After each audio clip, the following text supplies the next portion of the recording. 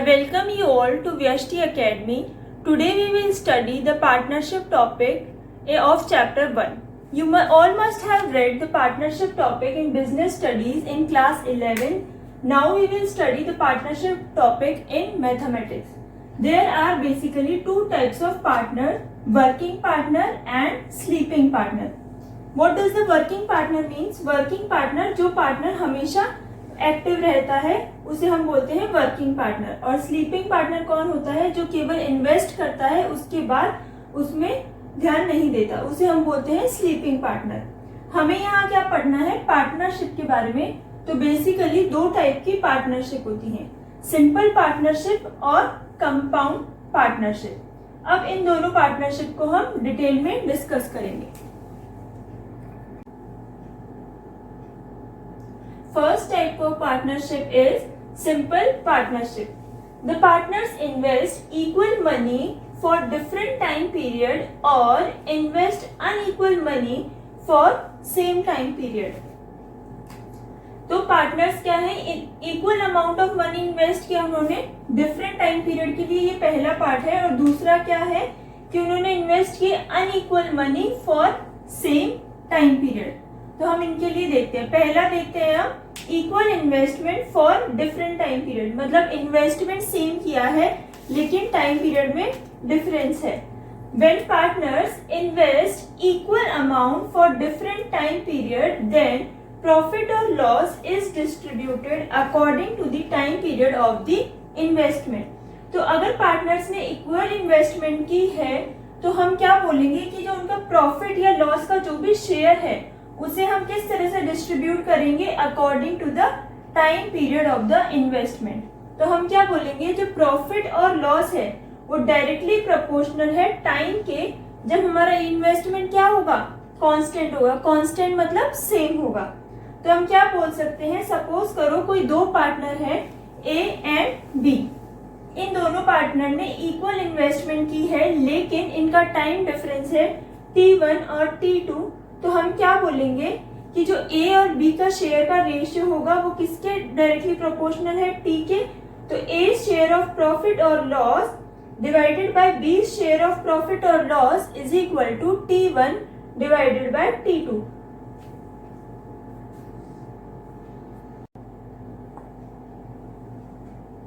Second is unequal investment for same time period. When partners invest unequal amount for same time period then their profit or loss is distributed according to the amount of investment। पहले में हमने पढ़ा था कि equal investment है लेकिन time period में difference है। अब अगर उन्होंने अनइक्वल इन्वेस्टमेंट किया है और टाइम पीरियड सेम है तब हम क्या बोलेंगे? जो रेशियो होगा प्रॉफिट और लॉस का डिस्ट्रीब्यूशन का वो किस पे डिपेंड करेगा? कितना अमाउंट ऑफ इन्वेस्टमेंट किया है। तो हम क्या बोल सकते हैं कि जो प्रॉफिट और लॉस है वो डायरेक्टली प्रोपोर्शनल होगा इन्वेस्टमेंट के when time is constant. Suppose two partners A and B invest ₹X and ₹Y respectively for time T, then A share of profit और loss divided by B share of profit और loss is equals to X by Y। तो हम क्या बोल सकते हैं कि A is to B का जो रेशियो होगा शेयर प्रॉफिट और लॉस का वो किसके इक्वल होगा? X is to Y। अब हम पढ़ेंगे compound partnership. Second type of partnership is compound partnership. When the partners invest unequal amount for different time period then that type of partnership is known as compound partnership. Simple partnership में हमारे क्या था? या तो equal amount था या फिर हमारा इक्वल टाइम पीरियड था, इनमें से एक चीज इक्वल थी। कंपाउंड पार्टनरशिप में क्या होगा? हमारा अनइक्वल ही अमाउंट होगा और टाइम पीरियड भी डिफरेंट होगा। तो हम क्या बोलेंगे? जो भी प्रॉफिट या लॉस शेयर करेंगे वो डायरेक्टली प्रोपोर्शनल होगा इन्वेस्टमेंट इनटू टाइम। मतलब अब यहाँ पे हमें इन्वेस्टमेंट और टाइम दोनों को ध्यान में रखना होगा। अब सपोज कोई ए है जिसने इन्वेस्ट किया ₹X कितने टाइम पीरियड के लिए? T1 के लिए। और बी ने इन्वेस्ट किए ₹Y T2 टाइम पीरियड के लिए। तो इन दोनों का जो शेयर होगा वो किस अकॉर्डिंग होगा, ए शेयर ऑफ प्रॉफिट और loss is equal to XT1 upon B share of profit और loss is equals to YT2। तो हम क्या बोल सकते हैं, ए का शेयर रेशियो बी का share is equals to XT1 is to YT2। अब हम पार्टनरशिप से रिलेटेड क्वेश्चंस को देखते हैं। A and B invest ₹40,000 and ₹50,000 respectively in a business for 3 years. Find the ratio of their profit. हमें क्या बोला है, A और B ने 40,000 और 50,000 रुपीज इन्वेस्ट किए फॉर 3 years। तो हमें क्या बताना है, रेशियो बताना है उनके प्रॉफिट का। तो हमें क्वेश्चन में क्या बोला है, 3 years। इसका मतलब क्या है, A और B ने इक्वल टाइम पीरियड के लिए इन्वेस्टमेंट किया है। Since A and B have invested for same time period, और सेम टाइम पीरियड कितने टाइम के लिए इन्वेस्ट किया है इन्होंने, ए और बी ने इन्वेस्ट किया है 3 years, दैट इज 3 years। तो इनका जो प्रॉफिट का रेशियो होगा वो कैसे होगा, A share of profit is to B share of profit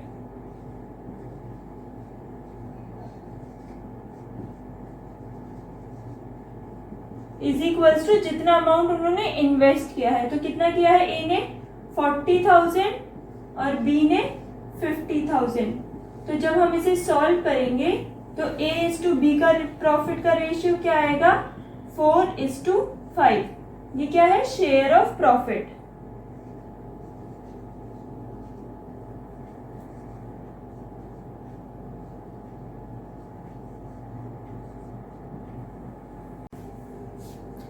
Next type of question is, Suresh started a business with ₹45,000 and is joined later on by Ramesh ₹60,000. After how many times did Ramesh join the business if the profit at the end of year is divided in the ratio 3:2 between Suresh and Ramesh respectively? तो question read करने से हमें क्या पता चला कि ये हमारा कौन सा टाइप ऑफ पार्टनरशिप है, कंपाउंड पार्टनरशिप। रीजन, क्योंकि इन्वेस्टमेंट भी हमारा क्या है, डिफरेंट, और टाइम पीरियड भी हमारा क्या है, डिफरेंट। इसमें हमें निकालना क्या है कि रमेश ने कितने टाइम बाद में ज्वाइन किया। तो सबसे पहले हमें क्या पता है कि सुरेश का इन्वेस्टमेंट कितना है, Suresh investment is equals to ₹45,000। और रमेश का इन्वेस्टमेंट कितना है,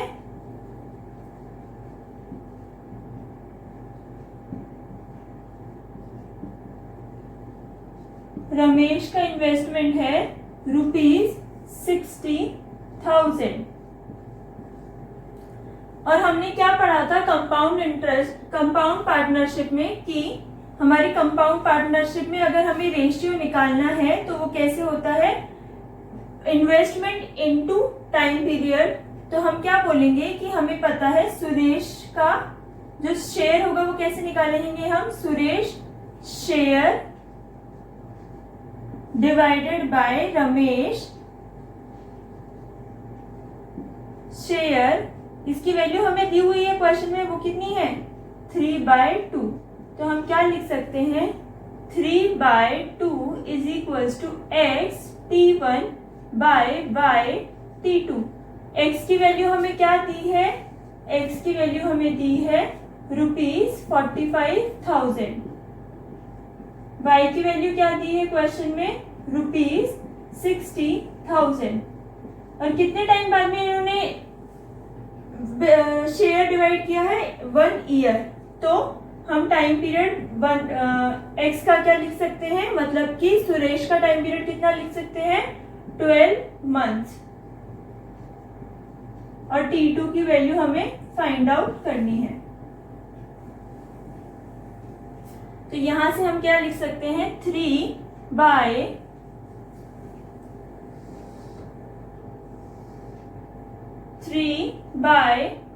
is equals to 45,000 into 12 divided by 60,000 into T2। तो यहां से जब हम सॉल्व करेंगे तो हमारे पास T2 की वैल्यू क्या आएगी, 6।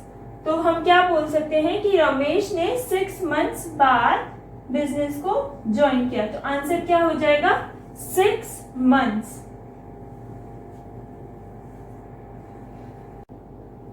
नेक्स्ट टाइप ऑफ क्वेश्चन है, Sandeep and Nalneesh invested in a business in the ratio 5:4.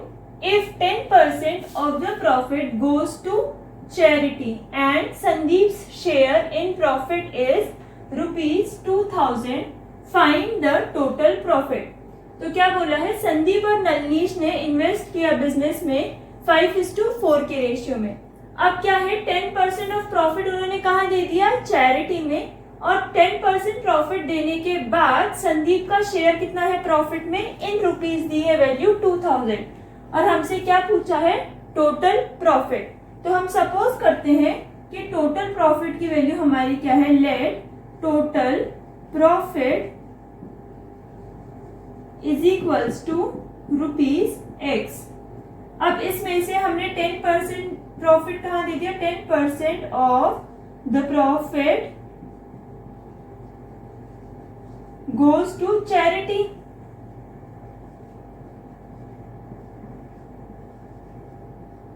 तो इसे हम क्या लिख सकते हैं, 10/100 इंटू X हमारा कहाँ चला जाता है, चैरिटी में, दैट इज 1/10X। अब हमारे पास प्रॉफिट बैलेंस कितना रहा, अब कितना प्रॉफिट में ये डिवाइड करेंगे, profit balance is equals to X minus X/10। तो कितना प्रॉफिट बचा, 9X/10। इसमें से संदीप का जो शेयर है वो कितना है, संदीप शेयर 5/9 इंटू 9X/10। ये 5/9 कैसे आया, संदीप का कितना था प्रॉफिट में रेशियो 5, और टोटल जब हम इसे करेंगे 5 + 4 तो कितना हो जाएगा, टोटल 9, और अभी प्रॉफिट बैलेंस कितना बचा है, 9X/10। तो संदीप के शेयर की वैल्यू हमें रुपीज में कितनी दी हुई है, 2,000। 2,000 इज इक्वल्स टू 9 से 9 को कैंसिल कर देंगे, 5 और 10 को कैंसिल कर देंगे, तो यहाँ पे वैल्यू क्या आएगी, X/2। तो अगर यहाँ से हम प्रॉफिट की वैल्यू निकालना चाहें तो हमारे प्रॉफिट की वैल्यू क्या आएगी, क्रॉस मल्टीप्लाई कर देंगे, तो X की वैल्यू क्या आएगी, ₹4,000। तो हम क्या बोल सकते हैं कि टोटल प्रॉफिट कितना था, ₹4,000, क्योंकि हमने एसेंशन क्या लिया था कि टोटल प्रॉफिट हमारा X है। तो हमारा टोटल प्रॉफिट कितना है, X इज इक्वल्स टू ₹4,000। अब हमारा नेक्स्ट टाइप ऑफ क्वेश्चन है, Neeru and Meenu started a business by investing ₹2 lakh and ₹1,50,000 respectively. After 6 months, Shalu joined the business them with ₹2,50,000. If the total profit at the end is ₹38,000, find Meenu's share in profit. तो हमें क्या दिया है, नीरू और मीनू ने पहले investment start की 2 लाख और 1,50,000 में, और 6 मंथ्स बाद शालू ने ज्वाइन किया। तो ये हमारा कौन सा टाइप ऑफ पार्टनरशिप होगा, ये हमारा होगा कंपाउंड पार्टनरशिप, क्योंकि इसमें इन्वेस्टमेंट और टाइम पीरियड दोनों ही वेरी कर रहे हैं। फिर हमें दिया है प्रॉफिट जिसकी वैल्यू कितनी है, 38,000, और हमसे पूछा क्या है, मीनू का शेयर पूछा है प्रॉफिट में। तो हमें क्या पता है, नीरूज इन्वेस्टमेंट पता है, नीरू की इन्वेस्टमेंट है, नीरूज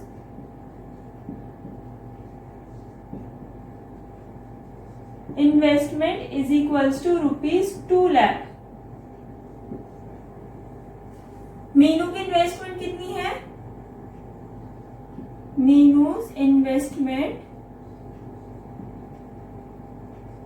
इज इक्वल्स टू ₹1,50,000 और शालू की इन्वेस्टमेंट कितनी है?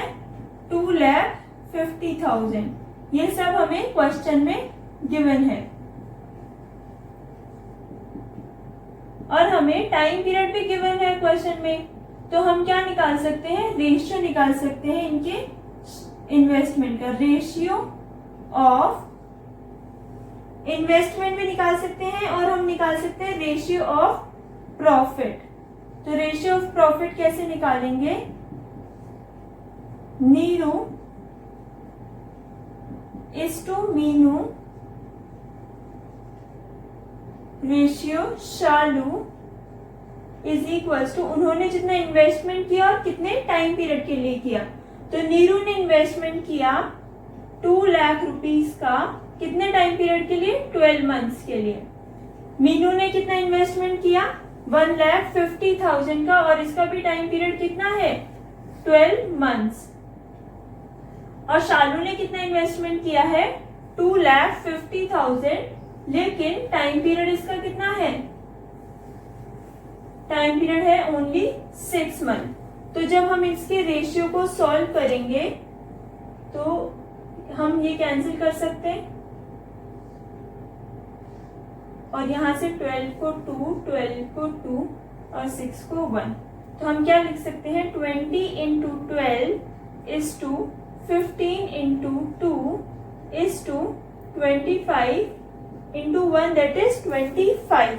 तो अब इनका रेशियो क्या हो जाएगा? 8 इज टू 6 इज टू 5। और हमें लास्ट में भी क्या दिया गिवन है? टोटल प्रॉफिट गिवन है और हमें क्या निकालना है? मीनू का शेयर निकालना है।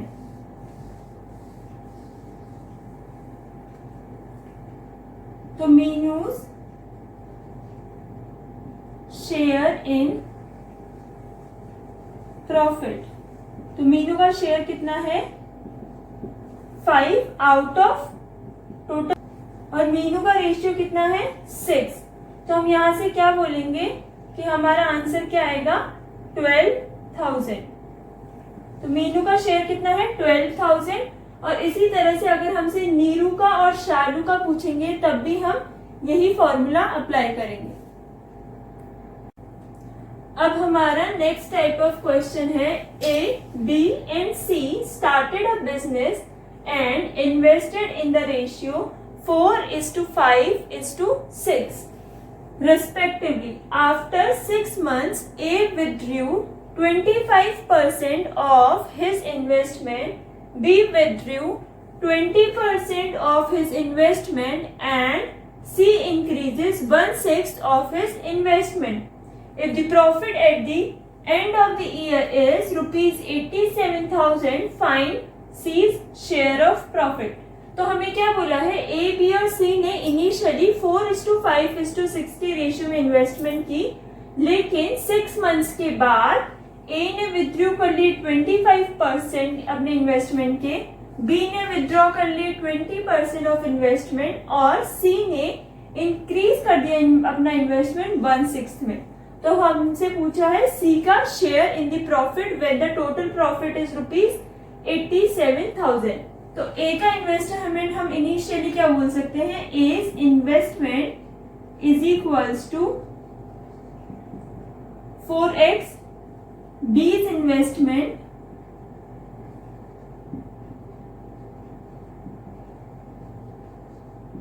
Is equal to 5x and C's investment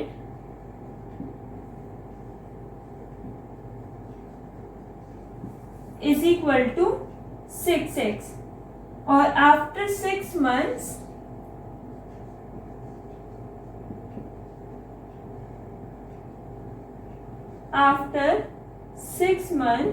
A's new investment कैसे निकालेंगे हम? सबसे पहले देखेंगे कि A ने कितना विथड्रॉ किया है।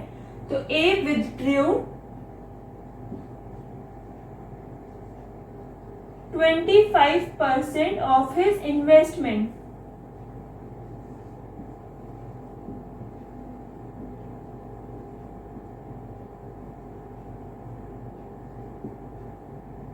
तो हमारा टोटल इन्वेस्टमेंट पहले क्या था 4x plus 5x plus 6x। अब इसमें से 6 मंथ बाद ए ने कितना विथड्रू कर लिया 25%। तो हम क्या बोल सकते हैं 25/100 इंटू 4x। तो इसको जब हम सॉल्व करेंगे तो हमारा क्या आएगा x। तो ए ने कितना विथड्रू कर लिया x। तो अब ए का न्यू इन्वेस्टमेंट कितना है एज न्यू इन्वेस्टमेंट विथड्रू किया है तो हम क्या करेंगे subtract A's new investment is equals to पहले कितना था 4x। तो 4x minus x is equal to 3x। तो अब ए का इन्वेस्टमेंट कितना है 3x।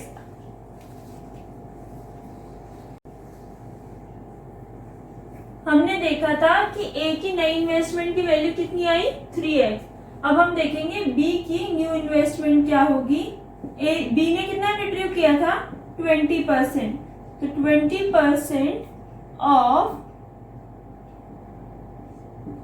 20% of 5x is x। तो अब बी की न्यू इन्वेस्टमेंट क्या हो जाएगी 5x minus x that is 4x। तो ये क्या है हमारी बी की न्यू इन्वेस्टमेंट। अब सी की न्यू इन्वेस्टमेंट क्या है इसने 1/6 अपना इन्वेस्टमेंट इंक्रीज कर दिया। तो इनिशियली इसकी कितनी थी 6x। अब कितनी हो जाएगी 1/6 into 6x is equals to x। तो न्यू इन्वेस्टमेंट क्या हो जाएगी सी की x plus 6x that is 7x। अब हम क्या देखेंगे इनका रेशियो देखेंगे कि इन्होंने कितने शेयर में इन्वेस्टमेंट किया है क्योंकि इनका जो टाइम पीरियड है वो तो इनका क्या है सेम है।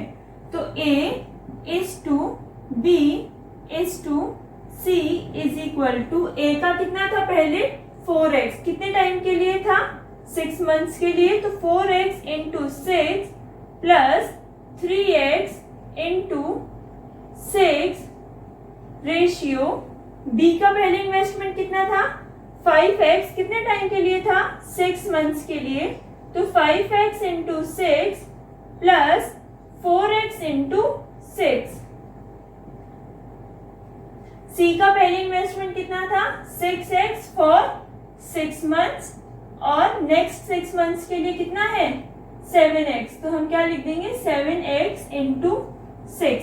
अब इसे हम जब सॉल्व करेंगे तब हमारे पास वैल्यू क्या आएगी इनको सॉल्व कीजिए 4x into 6 plus 3x into 6। तो 4x इंटू 6 क्या हो जाएगा 24x 3x इंटू 6 क्या हो जाएगा 18x। तो इस तरह से जब हम सॉल्व करेंगे तो हमारा आंसर लास्ट में क्या आएगा 7:9:13। अब हमें टोटल प्रॉफिट की वैल्यू कितनी पता थी टोटल प्रॉफिट था हमारा 87,000। Total profit is equals to ₹87,000। और हमसे किसका रेशियो पूछा था सी का।